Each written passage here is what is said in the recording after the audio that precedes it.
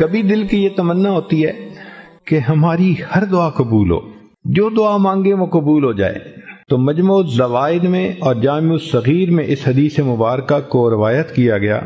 عبادہ ابن صامت عنہ فرماتے ہیں کہ جو شخص 27 مرتبہ یہ دعا پڑھے، اللہم اغفر لی وللمؤمنین والمؤمنات والمسلمین والمسلمات، تو ایک روایت میں ہے کہ جتنے دنیا میں ایمان والے مرد اور عورتیں ہوں گی ان کی تعداد کے برابر اس کو نیکیاں ملیں گی۔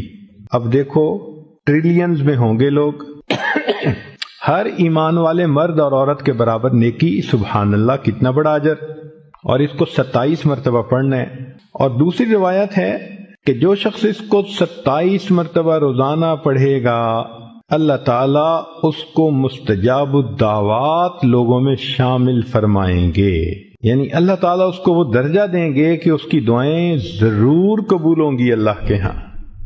سبحان اللہ۔